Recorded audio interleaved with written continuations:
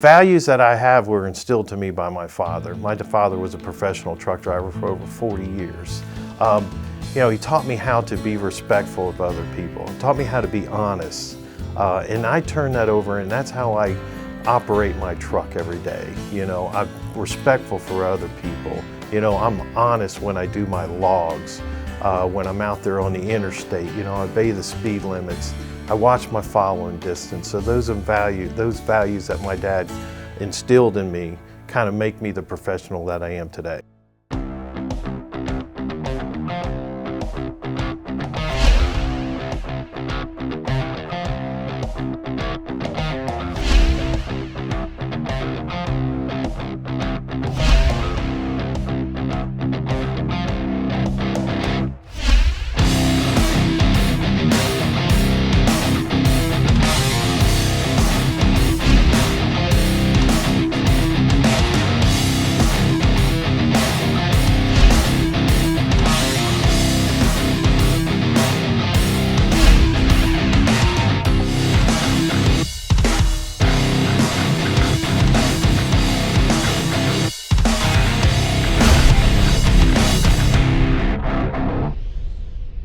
Each year, serious losses to life and limb are avoided by the skill and dedication of thousands of professional truck drivers. But just like other professions, you must continually hone your skills to perform at your best. For this reason, we have developed this course to help you, the professional driver, improve your ability to prevent what some may argue is the most serious threat to America's roadways: rear-end crashes. Rear-end crashes are considered one of the 4 critical crashes because of the severe losses that they potentially inflict. From the pain and suffering to the emotional and financial impact felt by those involved, rear-end crashes can be devastating. At the end of this module, you should be able to explain the loss factors that increase the likelihood of a rear-end crash, calculate the stopping distance your truck needs to successfully avoid rear-ending a vehicle in front of you, estimate the following distance between your vehicle and the motorist in front, and finally, determine the appropriate Essential 7 driving techniques that are best for preventing rear-end crashes. In addition, there are 5 questions at the end of this module to reinforce your understanding of the material. 4 factors that increase the likelihood of a rear-end crash include following distance, speed, distractions, and improper reaction. As you look at this list, wouldn't you agree that each of these factors that contribute to a rear-end crash is potentially within your control? This is an important point to acknowledge because, as you recall, this program, Value-Driven Driving, is all about decision-making and applying your own personal and professional values to the choices you make behind the wheel. We consulted your peers and tasked them with devising a list of proven driving techniques that could not only help prevent rear-end crashes, but other losses as well. They agreed on the Essential 7 driving techniques, which includes maintain proper following distance, observe proper speed for conditions, avoid distractions, be attentive to the road ahead, react properly to hazards, maintain one lane, and yield the right-of-way. With these in mind, let's examine each loss factor associated with rear-end crashes and determine how you can prevent them. The first loss factor that increases the likelihood of a rear-end crash is following distance.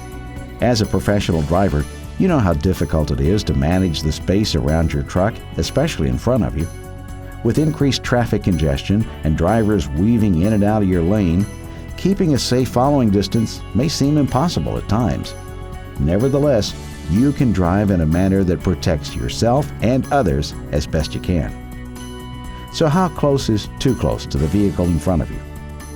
To answer this, you have to determine how long it takes to actually stop your truck at a given speed. For today's training, we will define stopping distance as the space required to completely stop your truck, from the time you perceive the need to stop and react, to the time your brakes are fully engaged and the vehicle comes to a complete stop. This brings us to our first learning objective: calculating stopping distance. In order to stop your vehicle in time and avoid hitting the vehicle in front of you, you must determine how long it takes to actually stop your truck at a given speed. To calculate stopping distance, you first need to calculate how many feet you're traveling per second. The formula we'll use is speed in miles per hour multiplied by 1.5. The sum is your vehicle's feet traveled per second. For example, at 65 miles per hour, you're traveling 97.5 feet per second. We'll round this up to 100 feet per second to make it easy. As you can see, at 65 miles per hour, you're traveling 1/3 the length of a football field per second. Now let's calculate how long it would take your truck to actually stop at this speed. Stopping distance is based on 4 factors: perception time, reaction time, brake lag, and braking distance. Perception time is how long it takes you to perceive the need to stop, such as noticing the brake lights on the vehicle in front of you have come on.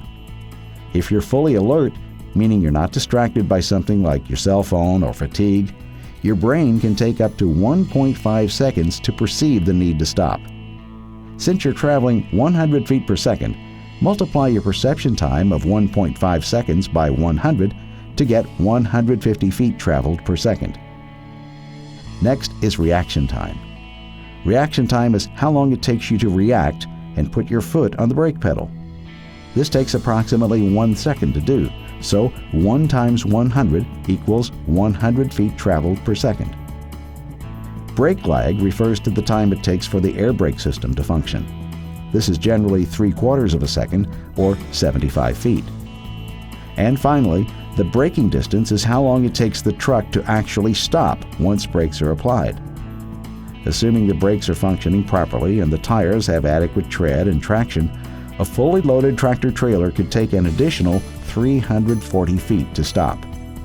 If you add all 4 figures together, this equals 665 feet, which means in ideal conditions, when you are fully alert and not distracted, road conditions are dry and not slippery, and your tires and brakes are functioning properly, you need to leave yourself at least 665 feet in order to stop your vehicle in time and avoid a rear-end crash. So how do you accurately gauge this distance while driving? Many CDL tests suggest counting seconds based on vehicle length at certain speeds. Another option the professional drivers we talked to suggested is to maintain at least 6 seconds of following distance, regardless of vehicle length and speed, and add 1 second for every hazard present, such as snow, sun glare, construction zones, etc. For both cases, counting seconds is the preferred method because gauging distance by sight alone is very difficult and unreliable. With that said, here's how the drivers we spoke to came to their recommendation of 6 seconds. At 65 miles per hour, an automobile requires approximately 150 feet to stop.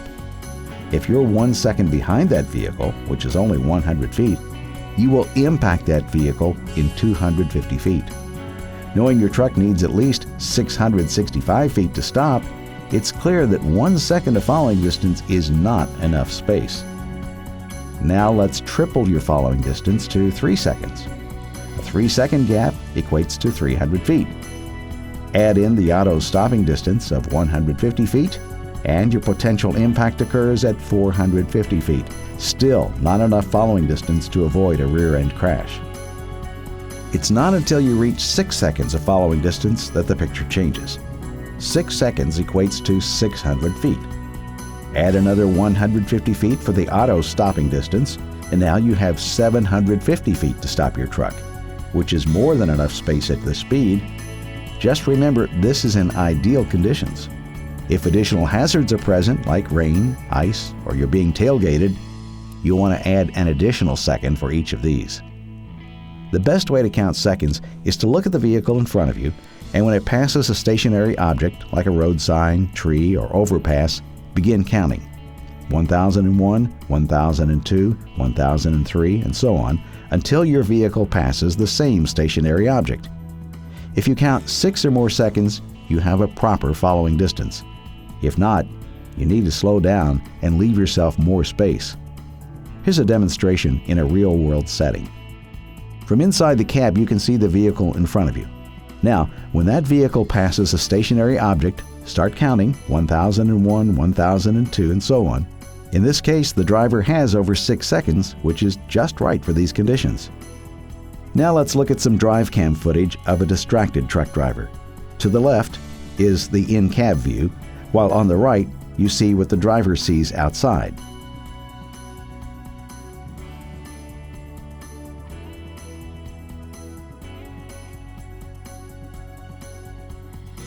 Wow, that was close. The driver was lucky not to rear-end the truck ahead and could have caused a lane change or loss of control crash when he swerved into the adjacent lane. This near-miss incident was clearly preventable. Let's look at it closer.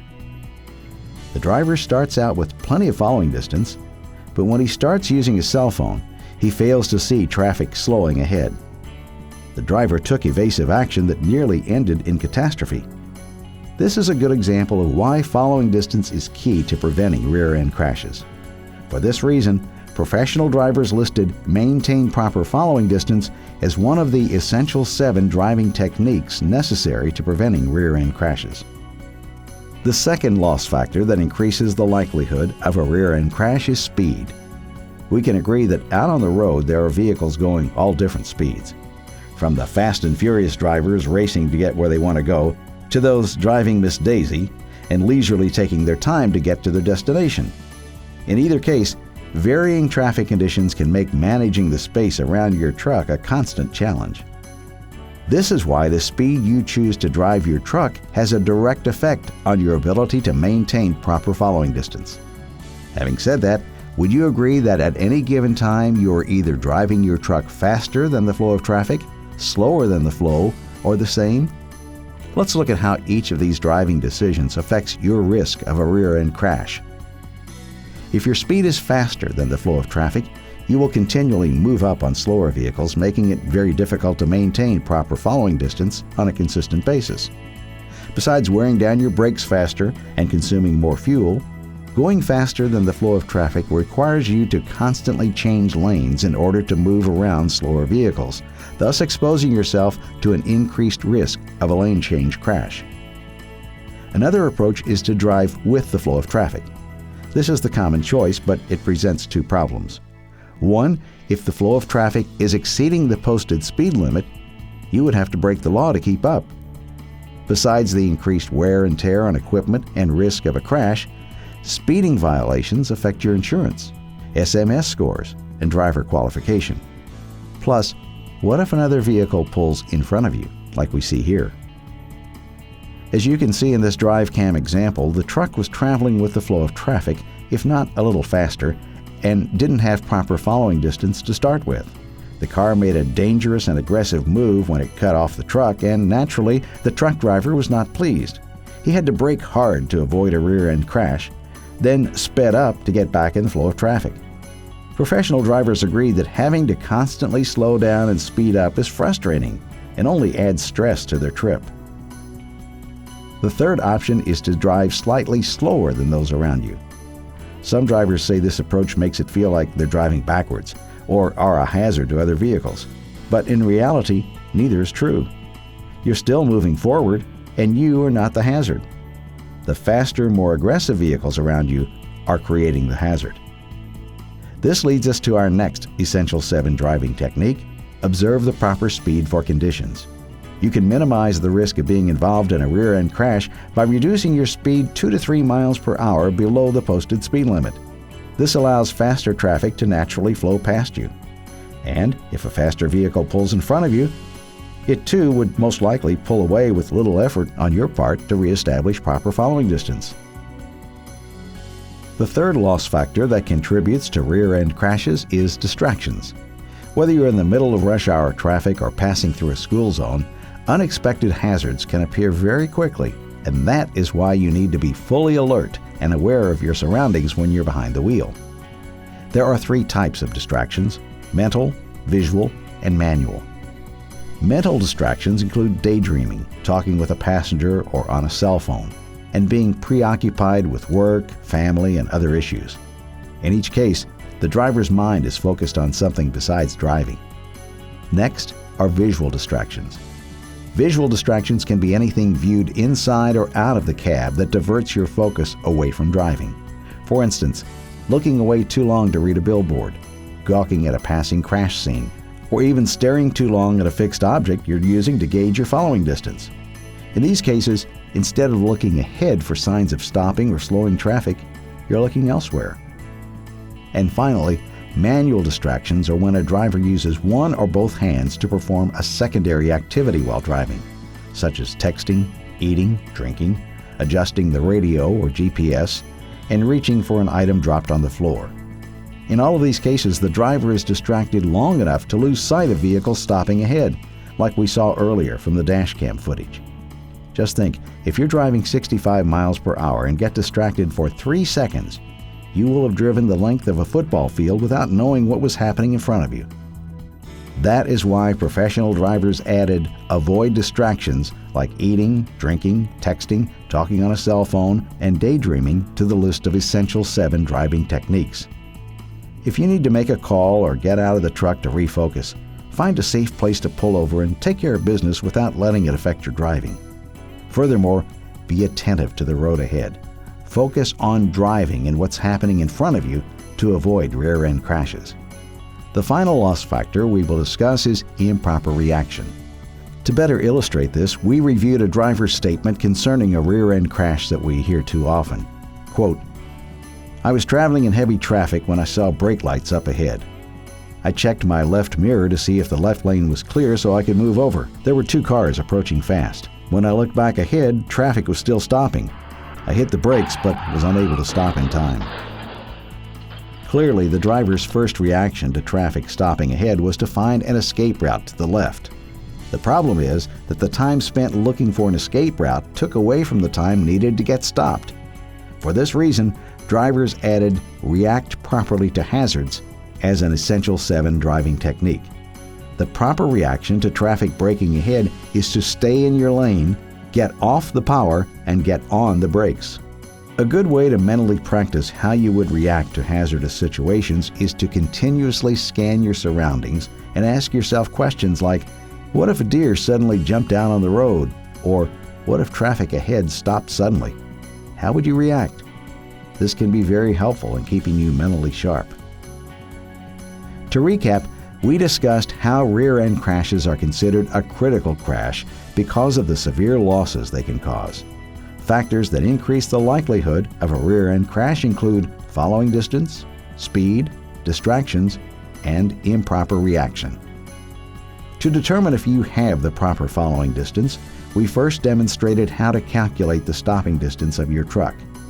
At 65 miles per hour, it takes a minimum of 6 seconds to stop your truck in ideal conditions, but you should add 1 second for each additional hazard present, such as ice, snow, fog, and rain. The easiest and most reliable method of gauging proper following distance is to count seconds using a stationary object. Once the vehicle in front passes a fixed object, start counting until you pass it.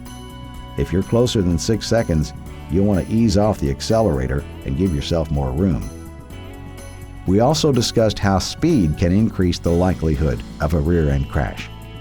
By slowing down 2 to 3 miles per hour below the posted speed limit, this can help you maintain proper following distance by letting the flow of traffic naturally pass you by. Distractions can be another factor in rear-end crashes. That is why drivers recommend putting away your cell phone, avoid daydreaming, and do not eat or drink while driving. If matters need your attention or you feel stressed and fatigued, pull over to refocus, rest, and respond to messages. And finally, improper reaction can factor into rear-end crashes as well. Mentally practicing how you would react to a hazard, like what if a deer jumped out in front of your truck or traffic stopped ahead, can help train yourself how to react properly in various situations. To minimize the risk of a rear-end crash, drivers agreed that the essential 7 driving techniques are the best methods a driver can use to prevent a rear-end crash. These included maintain proper following distance, observe the proper speed for conditions, avoid distractions, be attentive to the road ahead, and lastly, react properly to hazards. Thank you for taking the time to learn more about preventing rear-end crashes. We accomplished our learning objectives today and hope you found this material insightful. Now, as you leave, please take time to reflect on how this message fits into your own personal and professional values. We hope protecting life is a principle you hold so dearly that it is beyond compromise, and you will use the protective driving techniques discussed today to help prevent rear-end crashes. On behalf of Great West Casualty Company, we appreciate the invaluable service you bring to our country, as well as your efforts to be a value-driven driver. If you have any additional questions about this program, please contact your Great West Safety Services Department.